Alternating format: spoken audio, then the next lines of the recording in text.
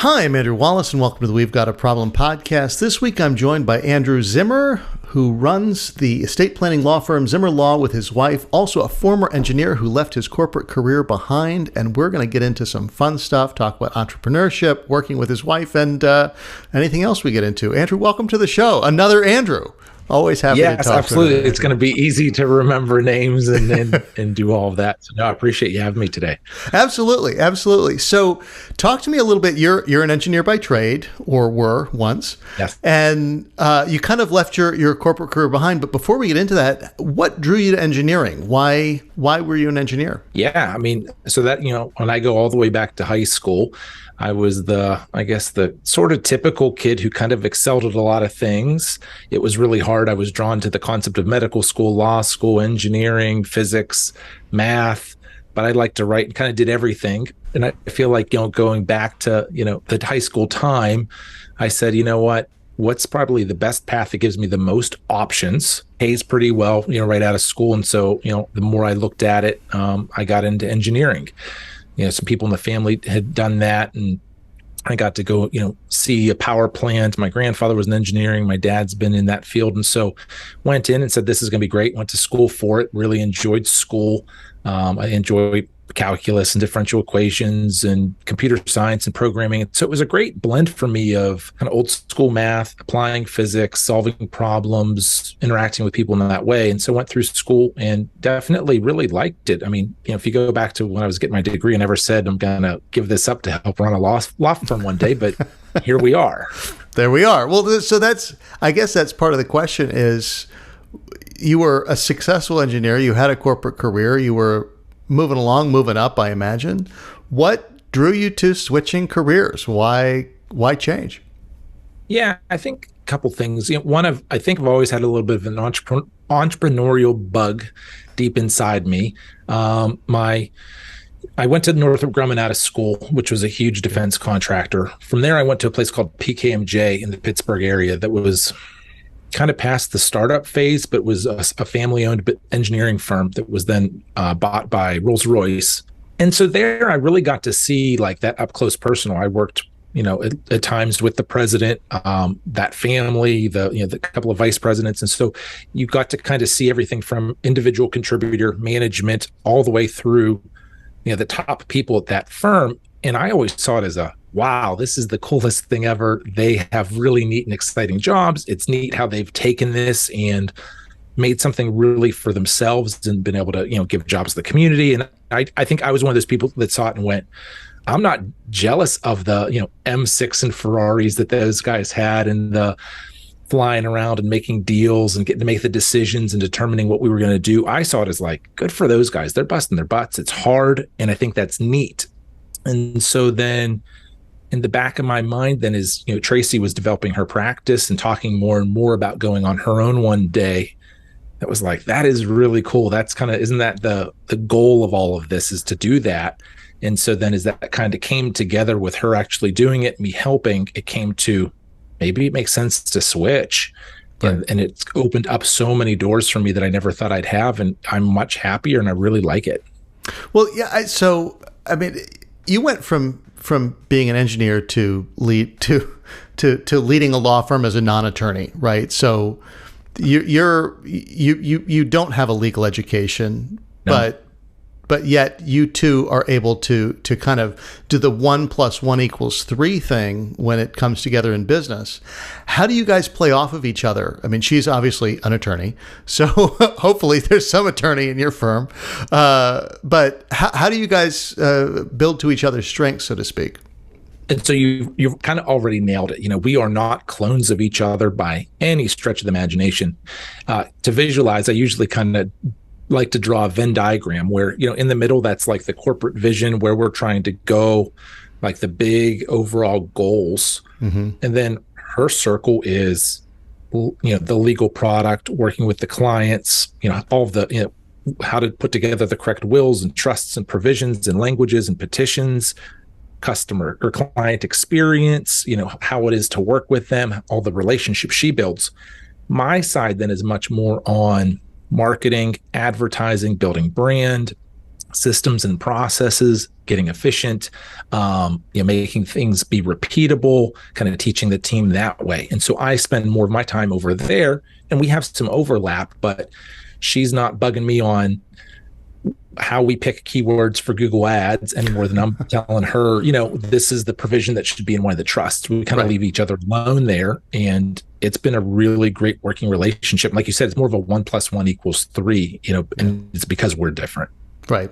Well, and that's, I think, the secret to any company coming together is you don't actually want to put a bunch of people together who are the same, because then they'll duplicate each other's weaknesses as much as they'll duplicate strengths. And you need to kind of supplement and complement rather than just being all one and the same, and appreciate diversity of opinion and diversity of skills and all those kinds of things. And there are those moments where I personally at work, it's like, that is not my area. That is not my strength.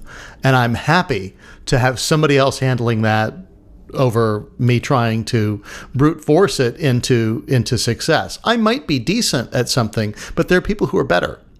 And in a sense, delegating, which is the difficult thing when you're running a small business, because, or at least to go to having another person in there to kind of push through the business, because you go, I've had to pick up a lot of things that are not my strength and kind of do them, and I need to relearn how to go, what, that isn't my strength, and I'm going to let somebody else do it.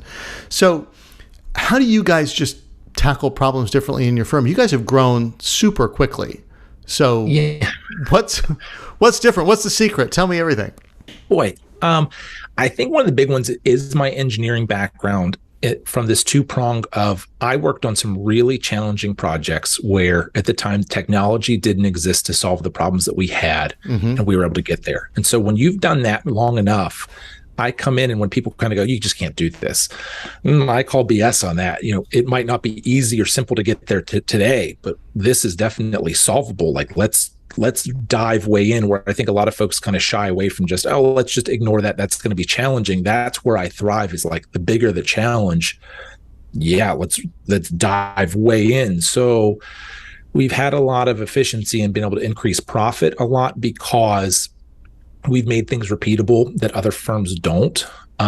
We scope out, like, we do pretty much everything flat fee. So many law firms are known for hourly. It's becoming a bigger and bigger thing that, more firms are going to flat fee, but we still do flat fee things that other attorneys, I'll meet them, or we'll be out to grab beers or something. They'll tell me, like, it's not possible to do what you guys do. Like, I'm doing it. I'm telling you, it's possible. You guys just won't put the effort in or tear it apart the way that we do. Yeah. And that's my job. Like, that is my role here every day. I'm not the one trying to put together the legal documents. That's Tracy's job. I literally sit here to kind of shoot holes through things, tear them apart, build them back up, make them better, and just ask a lot of questions and kind of push people, because that was what I learned in engineering, right? You couldn't build things to watch them fail. So you had to kind of tear them apart and test them as you're putting them together. Well, I do the same thing then from running a law firm, employees, the legal products, the documents. I mean, I will just sit here and go, bring it in. Explain to me how you came to these decisions. Why did you write it this way? How did you pull this? What was the source documents? And they're like, my gosh, it's like running the gauntlet with you. But then you walk out and you go, we either collapsed it and found a point, weak point where we have to rebuild from, or you go, oh my gosh, like, we are all on the same page. This is now becoming really strong, really repeatable, really efficient. Like, let's keep doing this. And after doing that for 5 years, I think we've built a really strong foundation of these, like, core principles, core business units that we do. And we do estate planning. It's half the practice is estate planning. So we do 200 to 250 families. So you think we're doing like 500 wills a year. Right. 500 financial powers of attorney, 500 healthcare powers of attorney, maybe 250, 200 revocable trusts, 100 irrevocable trusts. We can get really good really fast. It's not like we're doing this 3 or 4 times. We do this a ton. So when we can get 2, 3, 4, 5 minutes more efficient on things, and then you multiply that by several hundred, they are huge gains. And so that's where I think we've been able to, like, explode up, get more efficient, get more time. And people go, like, how does this team work on this much work? Yeah. because we've put a ton of effort into systems on how to do it. Yep. And boy, systems, scalability, finding efficiencies, all those kinds of things. People poo-poo focusing on somewhat what they consider to be the nitty-gritty. It's like, well, look, you're going to save 20 seconds here. What's 20 seconds saved? And you go, well, multiply that by how many times we've got to do it, how many times it's got to happen, over the number of years we're going to be in business, over how many people we have to hire. And you go, basically, I can eliminate a position that I would have had to hire, a thing I would have had to do, money I would have had to spend. Ford Motor Company, right, will spend inordinate amounts of time during the engineering process to eliminate a nut or a bolt. Now, yes, because if we could do without it, and of course, the value engineering happens less at Ford than it does at some others, where they're like, look, the engineers specified 2 bolts because they needed the strength for it, and we understand that, but we're going to find the most efficient way to do it. If you can save 25 cents on that part, multiplied by the million cars that they're going to build this year worldwide, or whatever the number is, that's hey, we've just saved $250,000.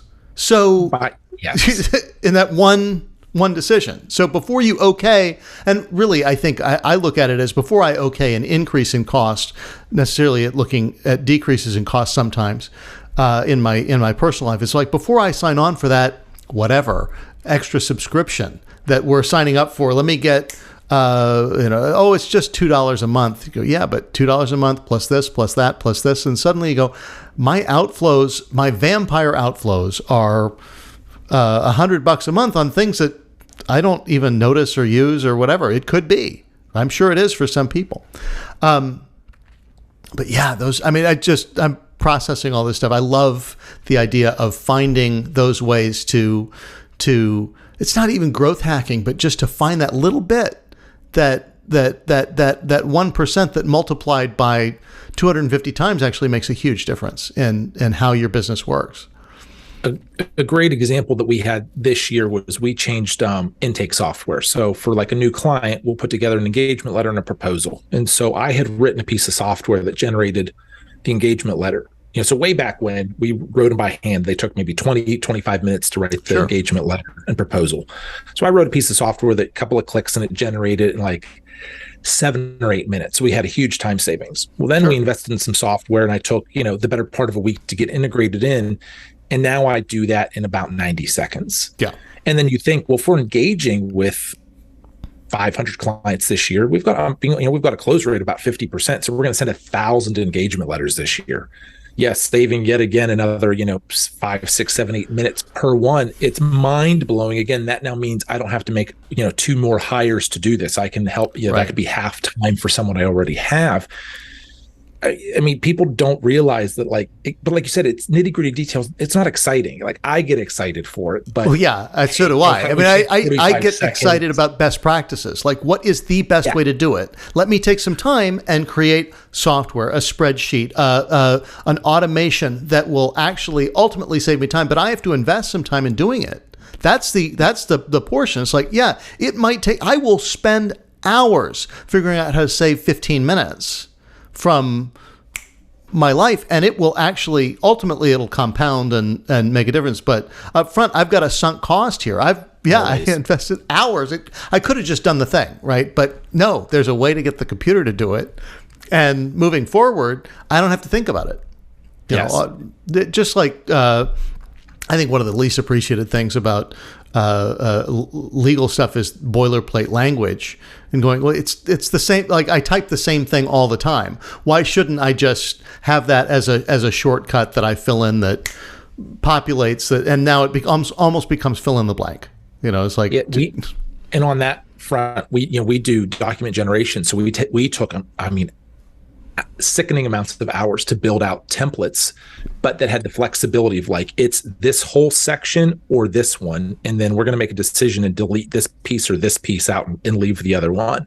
Then we took an entire thing we call our design process. When the attorney meets with the client, we fill out a sheet with all of the decision points. So it's not notes like, hey, I met with Andrew and he told me all this. We capture that, but then it's is it this one or this one? this one or this one. And we take that. So when I give it to the team, the template matches this. And then they just go through and go, well, section 1 says these names go in this order here. Section 2, oh, it's, delete out A and B, leave C, and then reformat. And we just go through it. And I go, I can have a team put together an entire estate plan, power of attorney, 2 power of attorney documents and a will per person, like 30 minutes if it's pretty basic, where, again, if you were typing it all out and copying, pasting from someone else's document, this might take an hour and a half or 2 hours. Right. And it's like 26 minutes, we're done.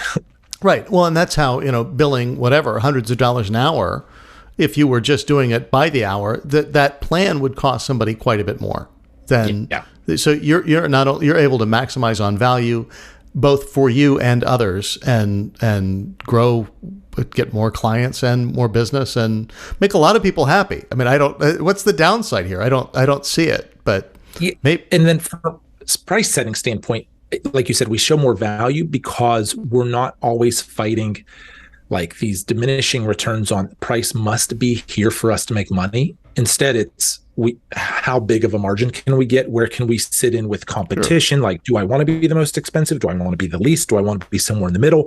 We have those discussions because as long as we, it's like it might take $500 of effort. I can charge $1,000, $1,200, $1,800, sure. $2,500, discount to $800. Anywhere in there is fine.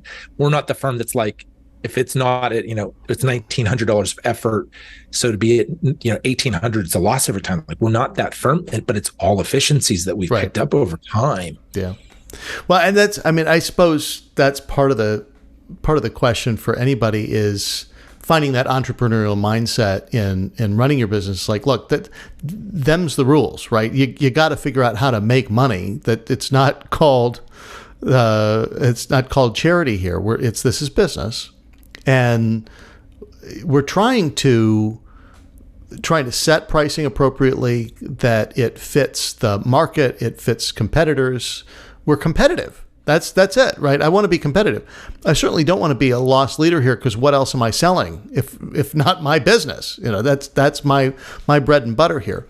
So what would you say? I mean, what kind of advice would you give to somebody trying to start any business today? Based on what having been through it kind of yourself with this? Find things that are repeatable, I think, is a big one. If you're always doing something different, you can never get good at it. It will take you forever. So, kind of niche down until you go, here's a product or two or a service or a way I handle these people, and start documenting everything and finding, what are these layers? I talk to a lot of people and they go, my work's not repeatable. If we were like you, I could do it. So I go, well, walk me through what you guys do? And it's like, well, A, B, C, and D, we could automate that. And then there's a step that's custom, and then we're back to an automated system. Like, you're just not looking at it through the right lens. Right. And so most businesses can, if you look at it. I mean, there are businesses where it's not. You're trying to make these custom one-off widgets every time. That's going to be really expensive or a big loser. Yeah. So I think being repeatable is the one.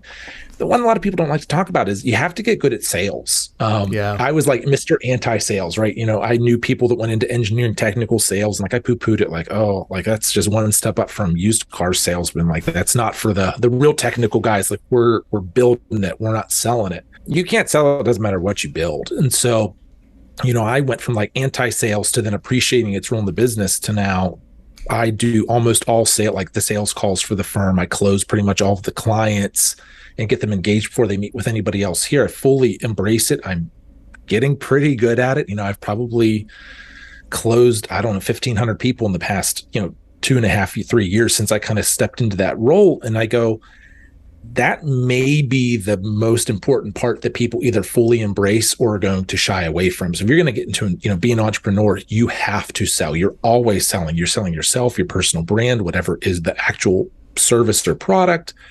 If you can't do that, don't even get into it. Yeah. I mean, what do you think holds people back from focusing on sales? I mean, obviously people can see that it's important. You got to be able to sell it. But I think it at times it's a cultural thing. I think the people that get into it or around it. I mean, I don't know. My background, and I don't want to act like it's a bad thing, but just I think my interactions with sales were like buying cars, maybe realtors, and those are really important professions. But I did not grow up with like a healthy respect of it. I didn't see it as like every single person has something they're always selling. I did not see that until much more recently. I wish I would have. I would have developed those skills. I'd have probably been even better in engineering if I was taking a bit more of a sales mindset and how to convince people and persuade them to more of my ideas. I kind of brute forced of like, I'm technically correct. This is what we're working on. This is why to do it. I missed that whole like connection side. I've developed that now, and I go, oh my gosh, this would have helped in this project 8 years ago or back here. And so I think the people that get it, like Tracy, my wife, she's a natural salesperson. It's incredible how she can just connect with people, find the common ground, find what they need, find the solution that she can give, and just connect with them. And she doesn't really like know she's doing it. She's just fantastic at it. Just natural. I observed it, and then I was like, I don't know how people do that. I've been much more of like take classes, read books, pick her brain, pick other people's brains to get good at it. So I feel like she's the full-blown natural. I'm the pretty much self-taught and taught from others. And you can do it, but you have to want to. For a long time, I wanted to avoid it where she was drawn to it. And I think that can be the difference for sometimes people is just they go, I don't want to or shouldn't have to. People should understand or appreciate just out of the gate how important this is. And it's like, no, that part is sales. That's what you need to get good at. Yeah. So what books, what resources helped you kind of develop those skills? I really like Building a Story Brand by Donald Miller, from kind of more of a marketing storytelling, that part of it. And then the other one that I really like is Negotiate as If Your Life Depends on It by, I think, Chris Voss. He was an FBI hostage negotiator. And so it's all these details on like labeling, how to really use empathy to connect with people. And then probably more recently, one that I read that I really liked was Heart and Sell by, I'm blanking on what the woman's name was, Sharon Levitin, I think. Like these books give some like really awesome like nuggets like every page. And so for someone like me who was like just a sponge trying to soak it up, it's like I take notes, I'm highlighting, going, I didn't know this, or I've watched people do this, I didn't know why they did. Like, this is all strategic stuff. Well, it all finally makes sense when it's explained to you. You're like, okay, I've seen this. This is something that I've seen before. Yeah. It's huge. So I love taking that stuff and I love watching people, and sometimes I call them out on it. I'm not being, smart with them, but I'll be like, kind of like, what's your sales approach? Or, where am I in your funnel? Because it's like, I appreciate it. I like to see how things work. And again, the engineer in me goes, how do I reverse engineer it, take it apart, and then apply to what I do? Right. What block can I take from here and apply over there? Yeah, absolutely. So part of the question for me always becomes, how can we apply one learning from this area, from business to life in general? How can we lead richer lives? How can we just be better people and have more fun and all those kinds of things? The idea of building repeatable processes is a huge one for all of us, and certainly for me, and something that I strive to do and oftentimes don't succeed at, freely admit. But the fact is, there are a lot of things in our lives that we could automate or delegate, and I liken it to at U.S. Customs when you pass through the airport, they have signs that say, "Dump it, declare it, or pay a fine," and that's actually an apt description for how we do everything in life. It's like, the first thing you need to think about is whether you should be doing this at all. Right? Dump it. If it's something comes across your desk, should I be doing this at all? No, dump it. Okay, is this something I'm going to do? Yeah. And if okay, I'm going to declare it, right? Yep, this is what we're going to do. I'm going to go out there and do it. And the third option is I'm going to pay somebody to do it. I'm going to delegate it, right? Pay a fine. Like, all right, get it off the thing. I'll throw money at it. And that can be a legitimate way to move through. But once you've decided to do something, okay, now you need to make sure that you can do that as efficiently as possible. And there are just so many opportunities to turn something that you might perceive as a problem into something that you can actually make part of your skill set, whether it's sales or closing or running a business or generating documents and engagement letters. Absolutely. Yeah, I agree. There's so many things that people can apply I think cross between personal and business, and then, develop them in either area and then strengthen the other side over time as they just learn to apply it and kind of learn those practices. Yeah, for sure. So what would you say kind of is the biggest fallacy that it seems like everybody buys into, whether it's just in estate planning, particularly since you have a window into all that, or in general in business?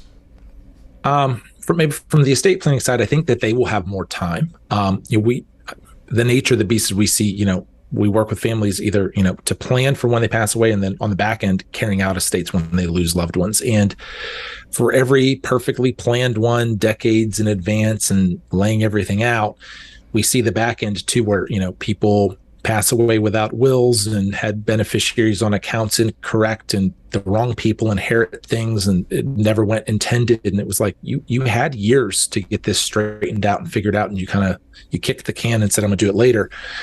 And that applies everywhere, right? So many people go, I'll get to this later. I'm gonna get happy later. I'm gonna be happier when I get that promotion, or we go on this vacation. That's what's really gonna do it for me. Or I'm gonna start the business in just 5 more years. Or if we get savings to this point, then I'll do it. And it's like, you are either taking action, moving ahead, or you're not, and you're making excuses. And it's not really a gray area. It's one or the other. And so, like, my big one is figure out what you want and start moving ahead. The story I always like to tell is I played, high school football, and I was not any good, but I was a lineman. And I remember, like, at camp, somebody said, what the heck do I do if I forget a play? Who do I block? And the coach was like, hit someone as hard as you can. It's 50-50 that you're going to be right and still look like the hero. And if you're wrong, at least you did it. But you stand there and kind of put a hand on everybody like, I don't really know what to do, guaranteed to fail. And I think that applies in business and life, is like, figure out what you want to do, get 70, 80% kind of with like the vision where you're going, and just start taking steps. If you wait for perfection, you're going to be 80 on your deathbed going, I probably could have done better. Yeah. But the people that take action, I think, accomplish way more. And then you start to realize it's not perfect ideas. It's just the execution and carrying it out, and you get better over time.